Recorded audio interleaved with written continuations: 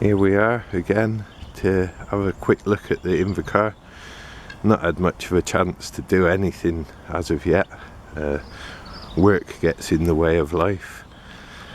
But yeah, so basically each morning I have to come to this place and evening to check the fowls which I keep here, check their water and feed.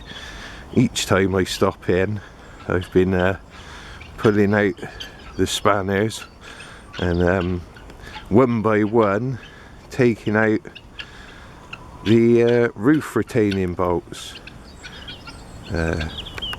So they're actually all out now.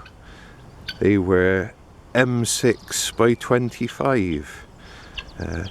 I've placed a couple back in situ because we've had some really strong winds and I was fearful the roof might blow away, which is why I never lifted it off at the time actually, because one gust and Invacar roof in 100 pieces. So yeah, to do that it was, well, very straightforward. Other than two of the bolts were behind the fuel tank, so took the fuel tank out and no surprise really, is as rotten as a medlar. So yes, new fuel tank is the order. Not a lot can be done with that one. But while we're here, have a quick look around the controls of the Invacar, or at least what I think I've worked out are the controls of the Invacar. So first off, you wheel up your wheelchair here and scoot your bum onto this seat. You then catch hold of that little handle and lift it once you're sat on there and slide your seat into the driving position. There's just about enough room here to then put your folding wheelchair, if you can manage. And from there we're ready to hit the road. So what I've so far think I've worked out are the controls. This here must be your indicators, is it? I'm assuming it is. Horn possibly. Twist grip operates upon the throttle cable here, which then does its business at the carburetor end. The handle here is the clutch handle and operates on a push rod for this, the master cylinder for the clutch. Braking is via depressing the tiller, which I don't know if you can see up under the end of the tiller, pulls a rod there which is connected under this control panel to the brake master cylinder. You can just about see the little heater blower down there. There's a heat exchanger on the exhaust, it looks like. So I'd imagine the heating's pretty ferocious when you're hurtling along at 30 miles an hour plus. Mileage on this Invacar I think is, I would assume that's pretty high for an Invacar. But yeah, 41,095. If he got another 7,000 miles on the clock, he could have circumnavigated the globe twice.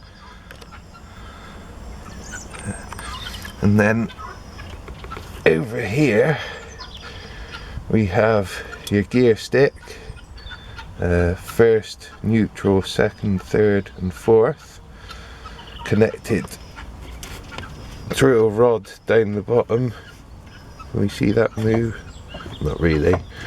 And that operates onto the Villiers 11E engine, which has its integrated gearbox on it. This little lever here, which looks like a Villiers item, is to operate the choke, I'm assuming. The cables have been cut, but I think that's what that is. Here we have a little knob you push that down. I think there's a little cylinder under there with probably just 2 non-returns, which connect up to this, which is your screen wash bottle. So yeah, your screen wash here. I'm assuming next to it, this little switch is the windscreen wipers. Is marked up with a W. I'm guessing it's the wipers. Couple of other switches, well, 3 other switches here, one of which is broken. I guess they're for headlights. I'm not really sure what else. And over there we've got another little knob marked F and R, so that's forward and reverse. Now forward and reverse, that lever operates upon, excuse the wobbly camera and everything. Yeah, the cable operates on these sets of contacts and switches the contacts about. I'm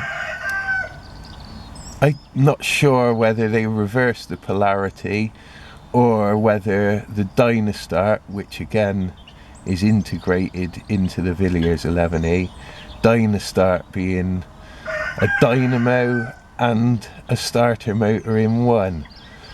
So well, as I say, it may reverse the polarity. There may be 2 sets of brushes, but either way, dependent on which position you have that lever in, it will start the engine either in forward or reverse. So the engine can run both ways, achieving your forward and reverse. I'm not sure how the ignition timing works with that. All these things are yet to be discovered. But it being a 2-stroke, the only thing really that changes if you're running in forward and reverse would have to be the ignition timing. So yeah, things yet to be discovered. You can see there the small slave cylinder. That's for your clutch. As shown, the master cylinder is connected up to that little handlebar lever.